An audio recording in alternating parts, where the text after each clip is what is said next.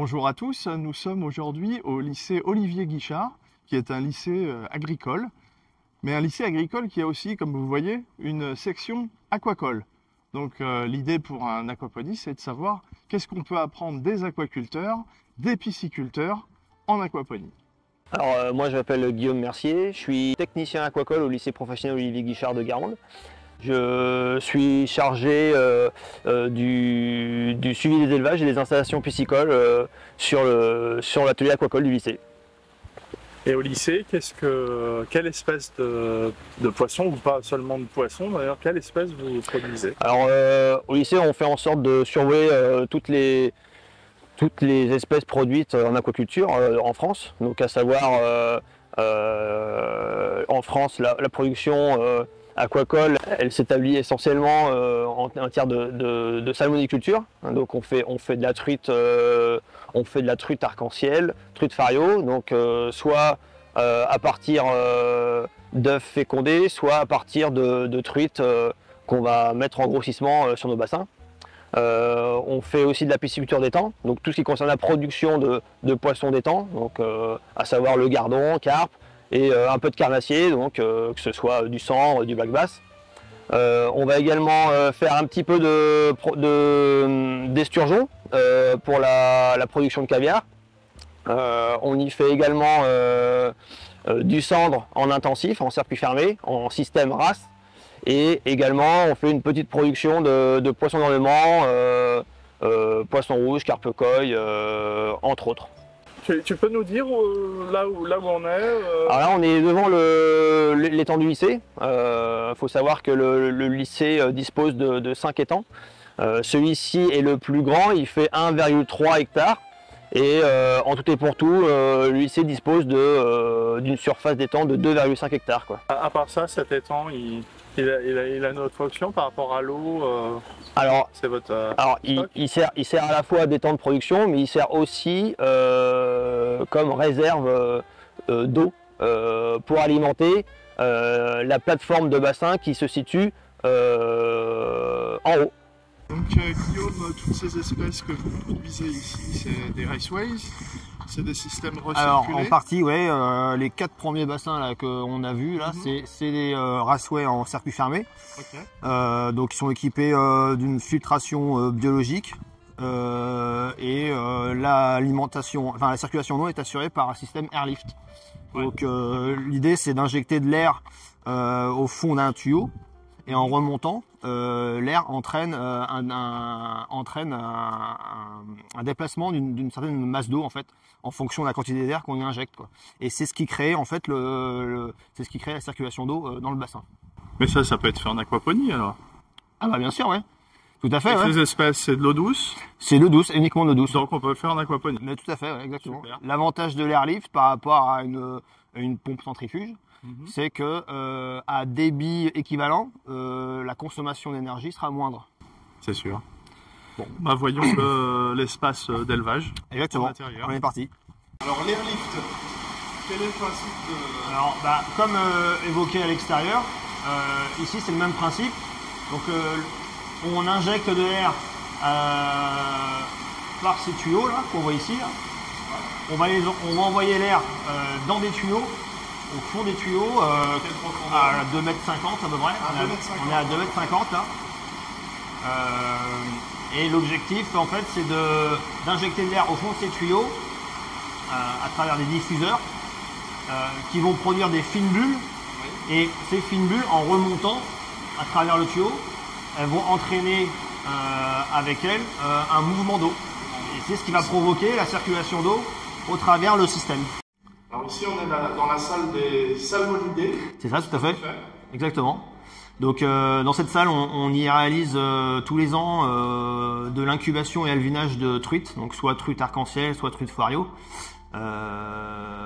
Donc on reçoit des œufs fécondés qu'on vient mettre en incubation dans nos installations, donc dans nos auges ici présentes. Donc alors, il faut préciser une chose, c'est qu'actuellement on est en vide sanitaire. On a ici des paniers, ce qu'on appelle nous des paniers d'incubation, dans lequel on va disposer nos œufs dans le fond du panier. les œufs après éclosion, enfin les larves après éclosion, elles vont passer à travers les trous de la grille en fond de panier. Mais pas les œufs. Mais pas les œufs, seuls les coquilles. Oui. Seules les coquilles vont rester en fait au fond du panier et il suffira de retirer le panier de l'auge pour récupérer l'ensemble des œufs, enfin des restes de coquilles. Et là, vous utilisez encore. Donc ça, c'est ce que vous appelez les bigoudis. Les bigoudis. Voilà.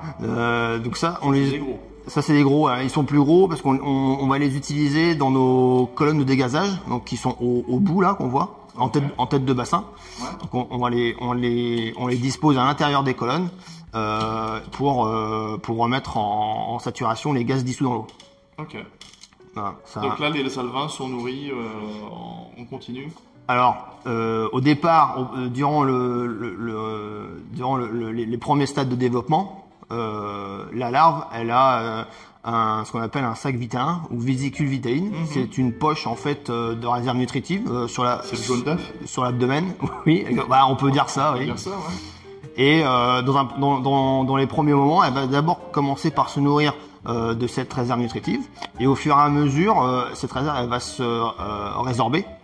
Et au bout d'un certain temps, il va falloir à ce moment-là commencer à nourrir les larves avec de l'aliment artificiel. Donc on s'arrange toujours pour commencer le sevrage à l'aliment artificiel avant que la réserve soit totalement résorbée, quoi. Dans la salle des salmonidés, Oui. Donc on a des sondes. Exactement, ouais. Sont connectées, On a vu les sondes d'oxygène, oui. Plein de boîtiers et ça va. Donc elles sont reliées ça va là-dedans. Exactement. Donc Ok. elles sont reliées à un automate.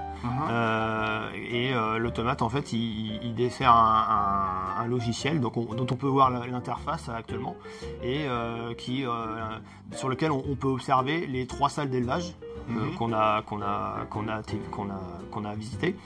Et sur cette interface, on peut y consulter en fait toutes les mesures en temps réel en fait dans nos installations. Donc les mesures d'oxygène, les mesures de température, de pH et également on a des capteurs. Alors ça c'est pour les mesures, mais ce que j'ai pas précisé, c'est que ce logiciel, donc on appelle l'Aqualarm, c'est avant tout un logiciel de surveillance technique des installations. Comment ça se passe concrètement s'il y a un problème? Plusieurs possibilités en fonction de la criticité du paramètre. On va affecter un mode d'alarme, donc sachant qu'il y a 3 modes d'alarme. Donc le premier mode d'alarme, c'est le journal d'alarme qui s'affiche sur l'interface, donc comme ceci là, hop, journal d'alarme, voilà. Ensuite, on a le mode 2. Donc vous avez le journal d'alarme plus la sirène extérieure. Si admettons, je suis à travailler à l'autre bout de la pisciculture. Ah d'accord. Et que voilà, il y a une sirène. Et enfin le mode 3. S'il y a personne. C'est s'il y a personne sur le site. Dans ce cas-là, on a le renvoi d'appel automatique. C'est quoi, SMS? Donc c'est le téléphone qui sonne. Et là, s'il y la avait une personne alarme. essaie, c'est quoi le problème? Alors pas directement. C'est pas le robot. Qui va lui dire. Donc pour ça, on a un autre programme qu'on appelle TeamViewer que voici là, hop, qui nous permet de nous connecter à distance au PC, ce PC-ci, et qui nous permet en fait de savoir ce qui se passe exactement, quoi. Très bien, donc éventuellement ne pas intervenir si c'est voilà, pas si grave que ça. c'est ça, parce qu'il peut arriver que ce soit les sondes d'oxygène qui dysfonctionnent ponctuellement et ça nécessite pas forcément le déplacement du technicien, quoi. Ouais. Donc c'est plutôt un confort, disons, d'avoir ce logiciel. Ce type de système, on pourrait aussi bien oui, tout à fait, l'utiliser pour un système pour un système d'aquaponie connecté. Ouais, exactement, tout à fait. Ouais. Bah, on y pensera. Ouais. Et puis bah du coup tu seras le bienvenu en Guadeloupe. Oui, quand on s'y mettra. Ah bah écoute, merci beaucoup Guillaume. Et puis t'es le bienvenu en Guadeloupe avec l'association Aquaponie Antilles. Eh ben écoutez, ça sera avec plaisir. Voilà.